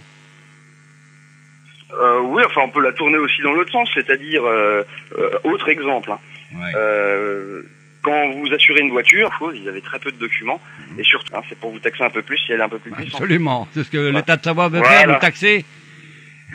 Alors non, c'était pas pour taxer. Le problème, c'est qu'il faut bien comprendre que s'il y a des gens qui prennent Radio des Montagnes sous couvert du gouvernement de Savoie, ça veut dire qu'ils vont s'exposer à votre place, d'accord? C'est eux qui vont, notamment la personne qui vous a répondu là. Enfin, celui qui va s'exposer, non, attendez, celui qui va s'exposer, ceux, au pluriel, qui vont s'exposer, c'est tout simplement les animateurs et les responsables de la radio, parce que si jamais les forces publiques viennent pour faire une intervention quelconque, on aura le temps d'informer personne, quoique nous avons un autre émetteur implanté dans un autre coin qui est déjà prêt sur un autre pylône, parce que nous connaissons bien ce système, pour pouvoir redéclencher la fréquence immédiatement.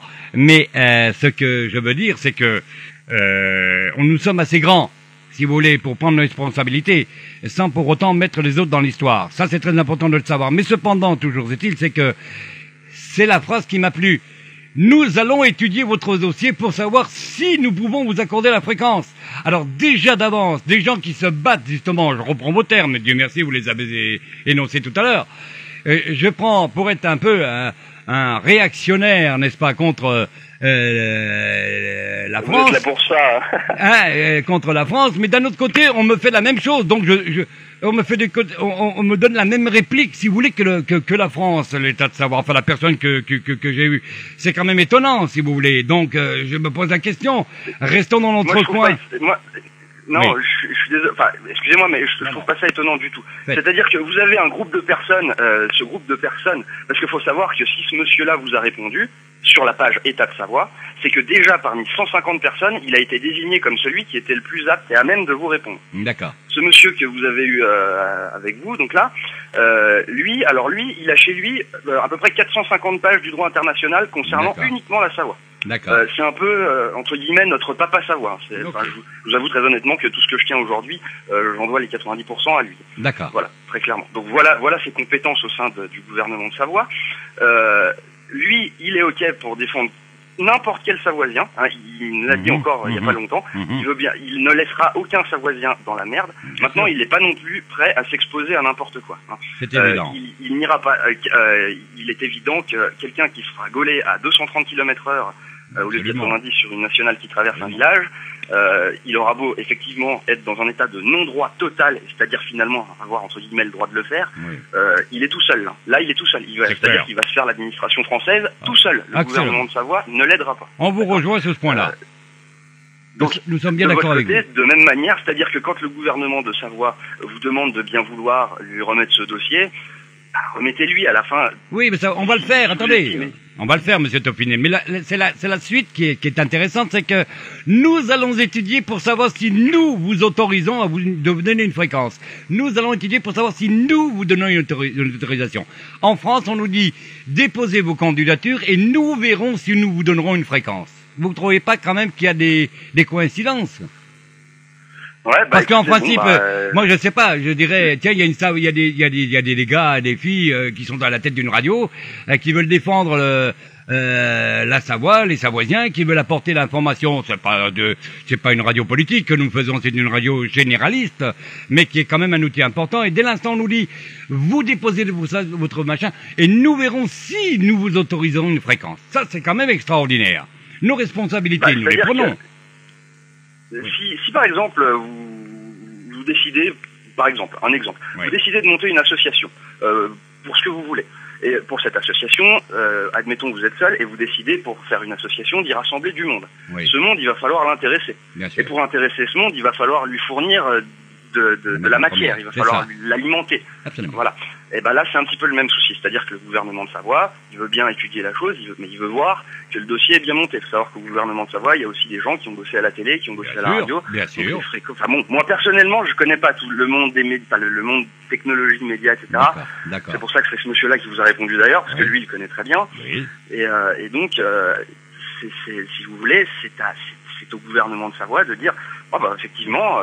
Ce dossier est bien monté, il répond effectivement à toutes les attentes qu'on peut avoir. Très ennuyé par auquel cas, pourquoi ne pas parce que si vous voulez, vous me dites, là vous êtes en train de me dire, nous verrons si on vous donne la fréquence, et vous partez des fétistes finalement en acceptant presque. Non, c'est la formule qui m'a pas plu. Voyez-vous, parce que c'est la formule à la française. On m'aurait dit tout simplement, écoutez, monsieur Barretta, écoutez, Radio Les Montagnes, envoyez-nous notre dossier, n'est-ce pas? On va voir s'il est carré, parce que, bon, est-ce que c'est une radio pornographique? Est-ce que c'est une radio je ne sais trop quoi? Bon, je veux bien l'admettre, si vous voulez. Je suis d'accord qu'il y a quand même une surveillance à faire sur les médias, mais on a l'impression qu'on veut déjà censurer Radio Les Montagnes parce qu'elle fait péter sa gueule lorsqu'il y a des choses à dire. C'est ce qui me... Moi, je le prends comme ça parce que je suis dans le métier depuis 31 ans. Vous comprenez? Et derrière moi, j'ai des gens... Oui, je comprends bien, mais... Alors, on se dit...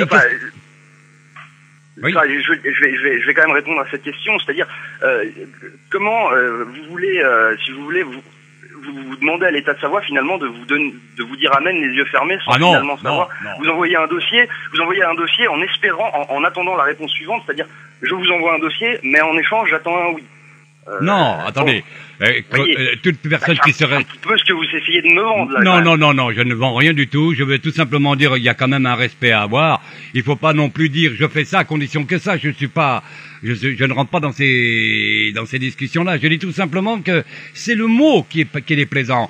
On nous aurait dit tout simplement Radio des Montagnes, vous pouvez nous faire parvenir un dossier qu'on regarde un peu le condensé de tout ce qui est à l'intérieur, un peu comme si on était je sais pas, comme si c'était un flic qui me dit sortez votre carte d'identité et donnez-moi ci, donnez-moi là, voilà.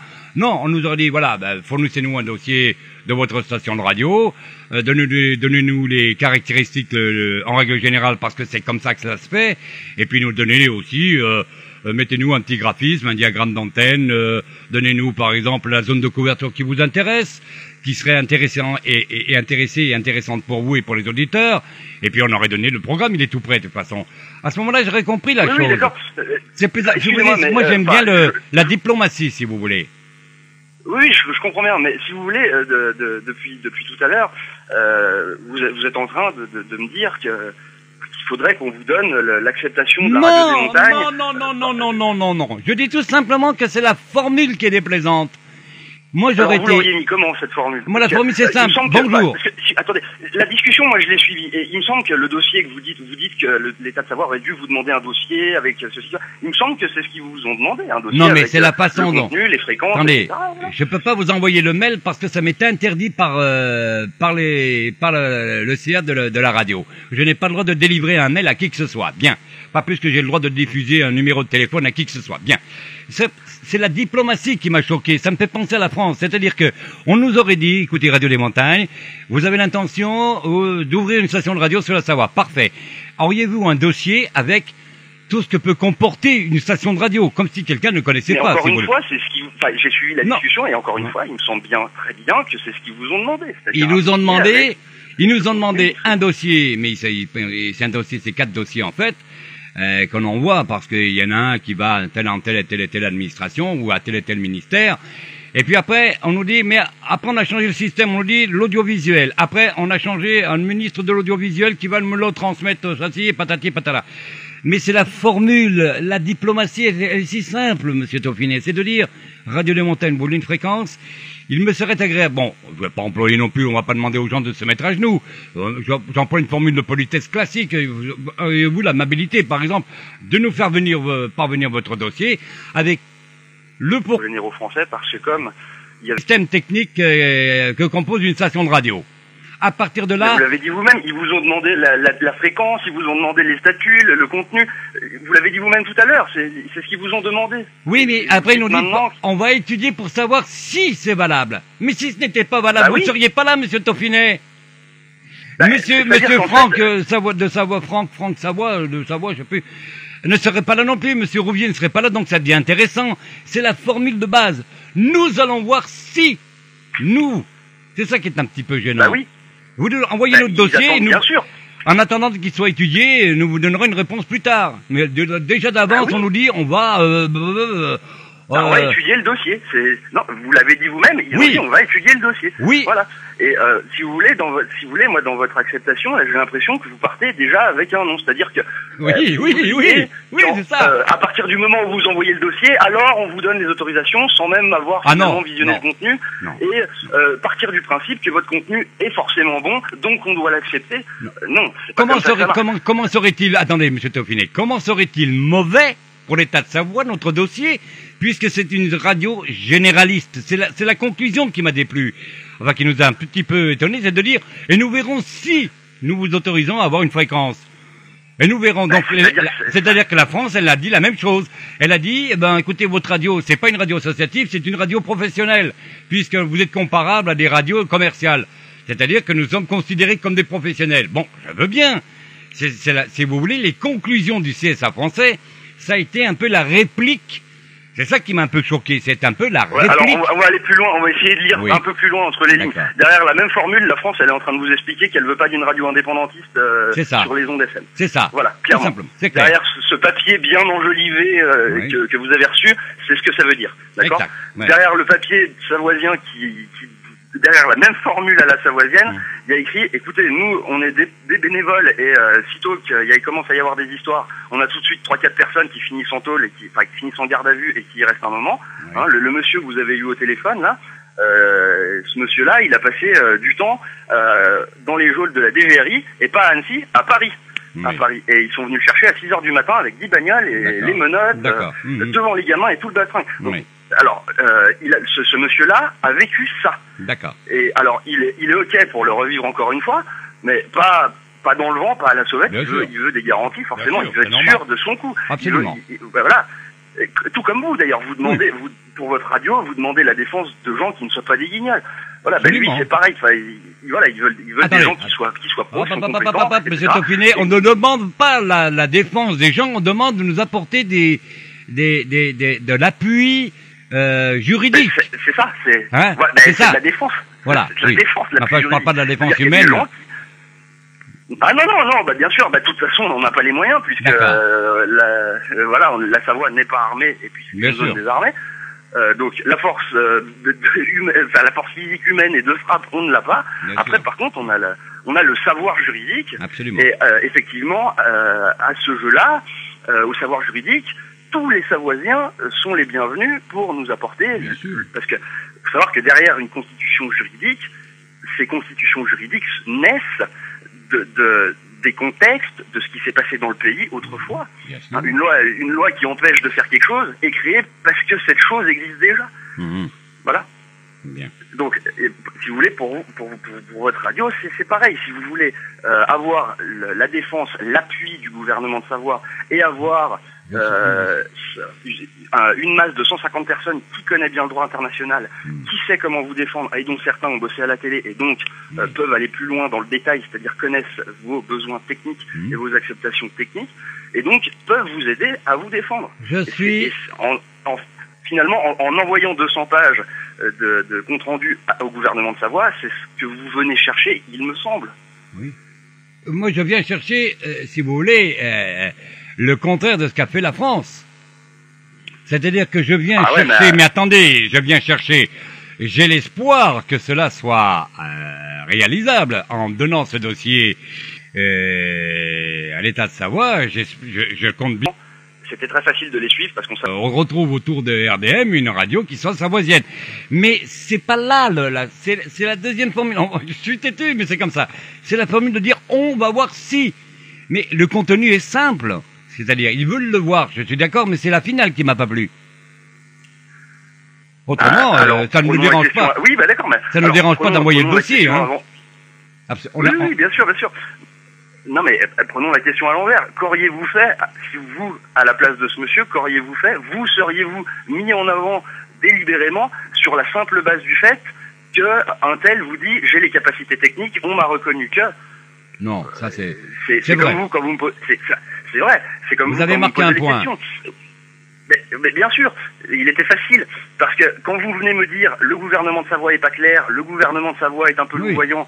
Effectivement, et je vous explique pourquoi il est louvoyant. Il est louvoyant pour une raison simple, il est louvoyant parce qu'il est animé par des gens qui sont bénévoles, qui ont des familles, des enfants, et qui ont un poids dérisoire par rapport à une administration française qui, elle, est capable de déplacer jusqu'à 10 bagnoles de flics, pour aller serrer un mec qui finalement ne fait que de l'histoire et du droit. Parce qu'à la fin, ce monsieur, c'est ce qu'il a fait. De l'histoire, du droit. Non, mais je suis d'accord avec vous.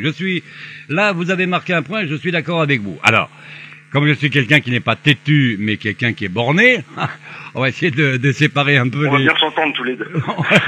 C'est parfait. Alors, ça prouve bien que nous n'avons rien préparé d'avance. Je vais envoyer ce dossier, mais je vous rappelle que c'est le bas de la formule qui m'a pas plu. Je vais l'envoyer. Toutes les caractéristiques, ils y seront. Ce que nous souhaitons, nous, c'est pas de voir des gens défiler là. Parce que, croyez-moi, de ce côté-là, je vais me défendre grandement. Et je sais de quoi je parle. Je vais donc envoyer ce dossier pour savoir comment il va être interprété, parce que vous me dites, je sais qu'il y a des gens qui ont été,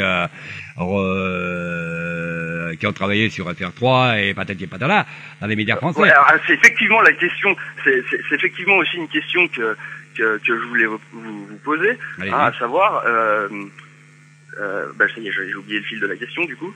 Ouais. Bon, ça va revenir. Oui. Continuez, ça va revenir. Elle a disparu 2 fois déjà.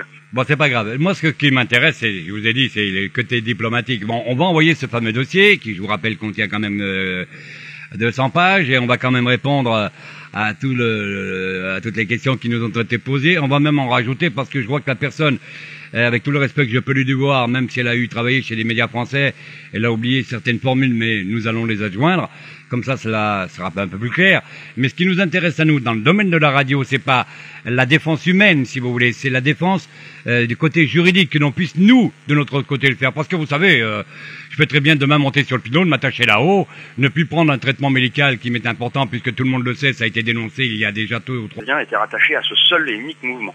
Mais ça, c'est comme ça. Il suffit que j'arrête tous mes traitements, je m'accroche au pylône, et vous allez voir que demain matin, le scandale va dépasser les frontières. Ça, c'est clair. Ouais, mais la France l'a déjà anticipé. Ils ont déjà un hélicoptère Canadair qui est prêt à vous éteindre, sans aucun problème. Ouais, mais certainement... non, mais sincèrement, là, vous regardez un peu trop Star Wars, là, ou des choses comme ça. Non, je regarde pas trop Star Wars. Si jamais un truc comme ça est filmé et relié à tous les endroits du monde, c'est-à-dire un monsieur s'enchaîne à un pylône et se met le feu parce qu'on ne respecte pas sa liberté de pensée, sa liberté de parole dans un pays comme la France, qui est l'image même du pays des droits de l'homme, ça va faire tâche comme jamais. Bah non, je suis pas tout à fait... Moi, j'ai vu... Je suis pas tout à fait d'accord avec vous. Je vais vous laisser parler. Écoutez-moi 2 secondes. C'est que on nous a proposé une fréquence temporaire. Vous savez ce que ça veut dire? D'accord. Ça veut dire que non, absolument pas. Alors je vais vous dire, une fréquence temporaire, c'est donné de 6 mois à 1 an, je crois. C'est ça, Christelle, en gros. Hein. À peu près, oui, 6 à 12 mois. 6 à 12 mois, une fréquence temporaire, parce qu'on nous a pas donné la première fois la fréquence. D'après vous, qu'est-ce que vous en déduisez? La même chose que tout à l'heure. On veut vous faire taire. Tout simplement, oui, on va dire aucun. On va leur accorder il faut savoir. On va leur Il faut raconter savoir aussi que oui, allez-y. au sein de l'Europe, la France est le seul pays qui pratique la censure Internet. Bien sûr. Déjà. Oui. C'est la raison pour laquelle, d'ailleurs, certains documents, comme par exemple, j'avais mis en ligne l'original du traité de Turin que j'avais trouvé sur la bibliothèque Galicia. J'ai vu que là, il a disparu et depuis, il est introuvable. Eh bien, Voilà, c'est simple, donc, vous nous en faites une copie, vous nous l'envoyez sur notre contact et nous, on a un site internet qui est hébergé en Amérique. Ouais, voilà. La France ne pourra pas nous, faire on a grand-chose. aussi ce genre de truc. Voilà, et il faut bien comprendre, il faut que les Savoisiens comprennent bien, tout ce qui pourra venir d'une Savoie indépendante ne passera obligatoirement que par autre chose que la France. Ah, La France ne reconnaîtra rien, la France n'aidera en rien, elle fera tout au contraire pour garder. On rappelle qu'Antoine Rouvier l'a dit, la Savoie, c'est 1 milliard chaque année à Bercy de bénéfices. Elle ne va pas perdre une fortune, c'est évident. La Savoie, c'est-à-dire qu'aujourd'hui, oui. justement, pour en revenir à ça, parce que Antoine Rouvier avait fait le calcul du produit intérieur brut vite fait, c'est-à-dire 1 milliard par 1 million, ça fait 100 € par tête de Savoisien. Faut savoir qu'aujourd'hui, j'ai le résultat là, de la dette française aujourd'hui, la dette française qui en est à 1715 milliards d'euros. D'accord. C'est-à-dire que pendant qu'un Savoisien a 100 € de crédit sur sa tête, un Français moyen, lui, il a 25 000 € de débit. C'est ça. Voilà. Donc voilà, concrètement, si vous voulez, après bon, on sait que les marchés sont tous en suspension, donc ça ne veut pas vraiment dire grand-chose, mais voilà, si vous voulez, d'une manière concrète, le potentiel de chaque Savoisien par rapport à la France. Et la comparaison, on peut la faire pendant longtemps. On peut comparer les chiffres du chômage. Absolument. Donc attendez, en Savoie, on a quand même 4% de chômeurs. Oui, vous savez qu'en Savoie, on fait partie. La Savoie a quand même... sont dans les 10 premiers meilleurs, par rapport à l'espace français, les deux départements Savoie et Haute-Savoie, au niveau de leur chômage, sont partis des 10 meilleurs départements français en matière de chômage. Et j'ai encore un chiffre plus intéressant, je le publierai tout à l'heure sur la page de Radio des Montagnes. J'ai trouvé une carte, si je la retrouve, je la publierai parce qu'elle est très intéressante. Elle nous apprend le nombre de gens qui cotisent des impôts, c'est-à-dire qui payent des impôts, pour le nombre qui en bénéficient. D'accord. Donc, si on regarde à l'échelle de la France, on s'aperçoit qu'à l'échelle nationale, il y a 54% de la population française qui paye des impôts. Donc, voilà, il y a à peu près une trentaine de pourcents qui n'en payent pas et n'en bénéficient pas, et le reste en bénéficie, c'est-à-dire à peu près 25%. Il y aurait 25%, c'est-à-dire qu'en fait, concrètement, un Français travaille pour subvenir aux besoins d'un tiers de Français. Voilà, c'est-à-dire si vous voulez... Je suis bien d'accord avec vous. Voilà. Je suis bien d'accord avec vous. L'État français m'a pris 175 000 € de taxes. Ça vous va? Ouais, oui, non, mais... Et croyez-moi qu'en retombée, je n'ai pas vu la couleur. Mais enfin bon, ça c'est un autre débat. Moi, ce qui m'intéresse, c'est que la Savoie retrouve toutes ses facultés, tous ses droits, en bonne et due forme et le plus rapidement possible. C'est pour ça d'ailleurs que nous sommes, nous, à la radio, des Savoisiens avant tout, on tient à le préciser. On n'est pas là pour passer d'éponge dans le dos de qui que ce soit, on maintient notre étiquette, et c'est pour cela que nous allons nous battre avec ceux qui veulent bien nous suivre, bien sûr, et en faire la promotion, que notre Savoie retrouve sa souveraineté, son indépendance totale. Et nous, on veut la même chose, et pour ça, on a besoin de vous, et je le dis, on a besoin aussi de tous les Savoisiens. Bien sûr. Et pour ça, on a besoin de Savoisiens qui connaissent leurs droits, qui veulent bien prendre la peine de bien vouloir l'apprendre. Aujourd'hui, les sites sont pas secrets. État de Savoie, MCSE, Confédération Savoisienne, pour la Savoie, PLS, tous ces mouvements qui sont connus affichent sur leur bibliothèque tous les documents et toutes les consignes nécessaires pour devenir un bon Savoisien, un bon militant et un bon insurrectionniste selon l'article 35 des droits de l'homme. Bien, alors, Monsieur Tauffinet, nous avons passé un moment enrichissant. Il faut quand même être réaliste.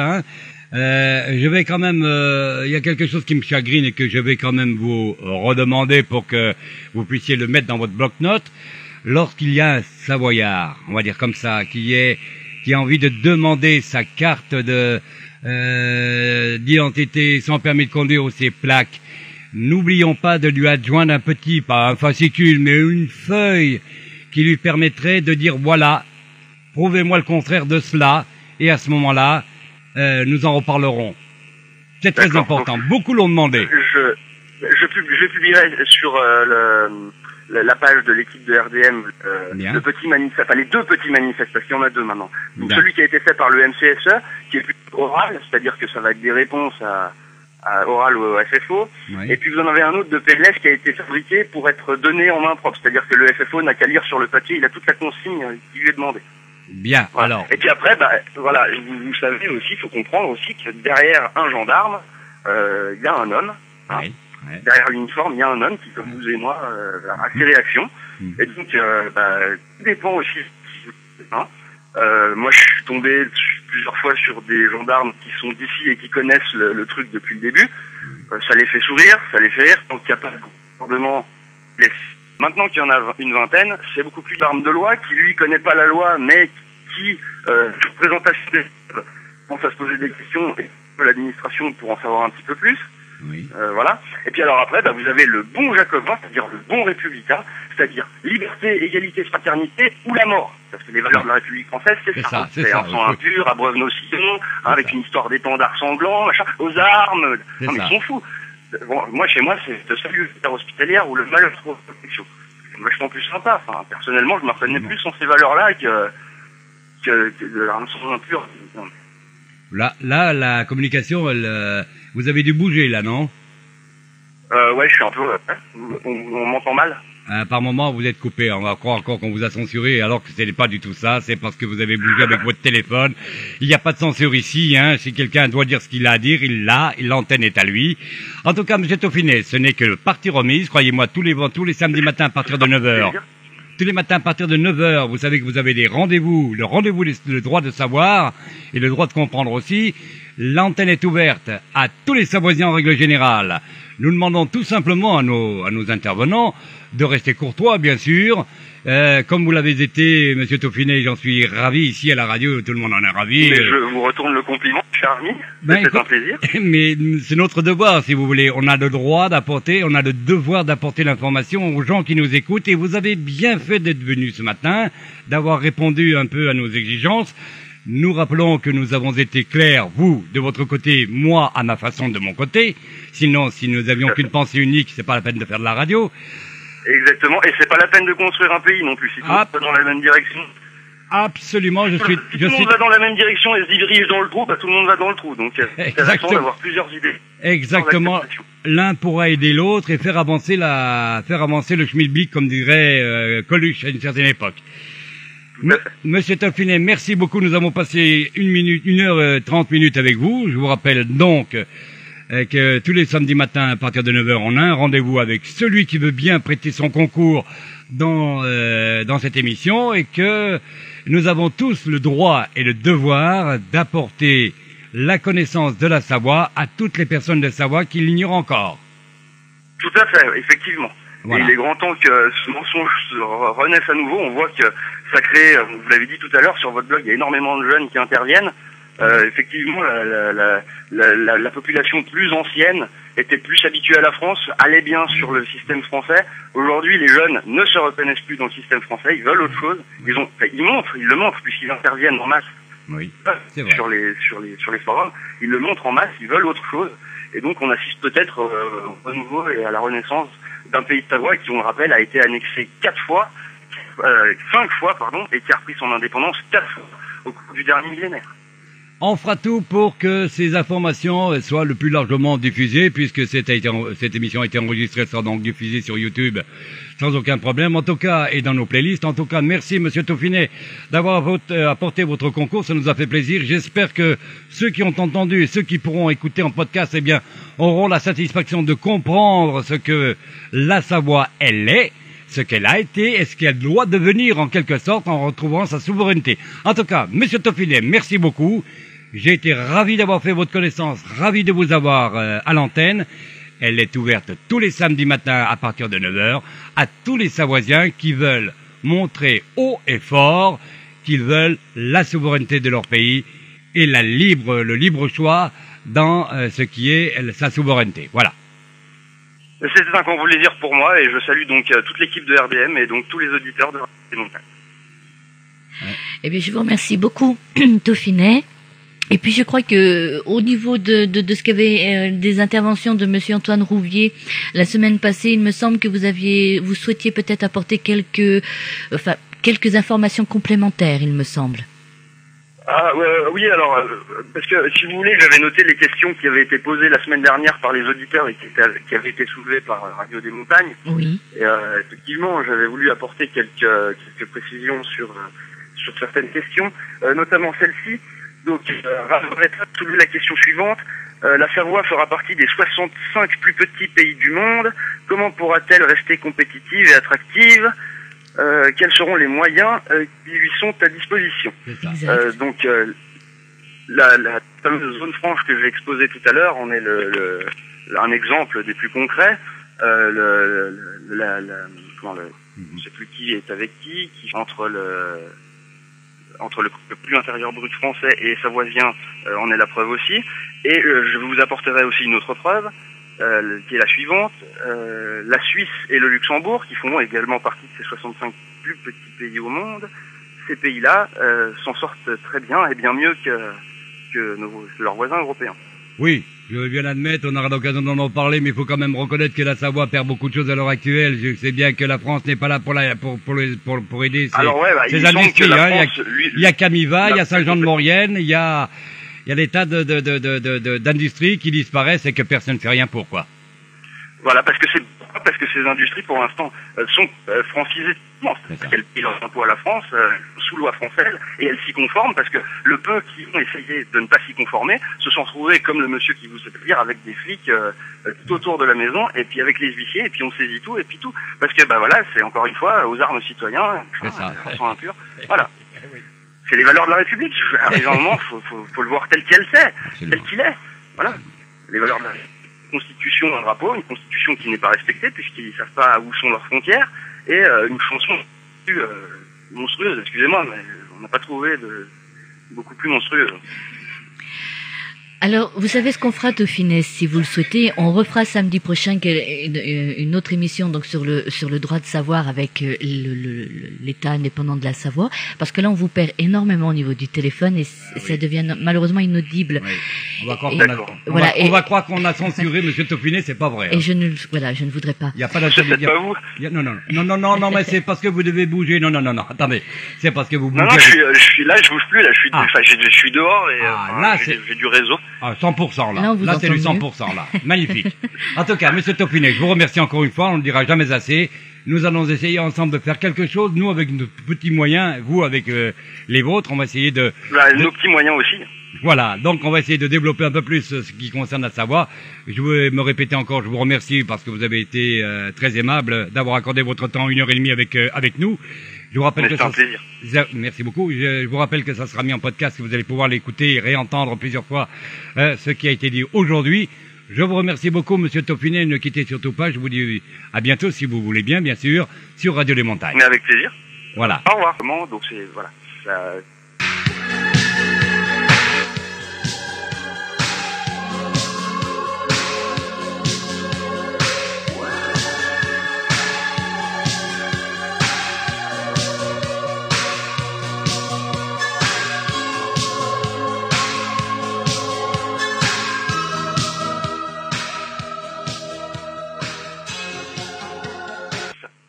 Ça aide.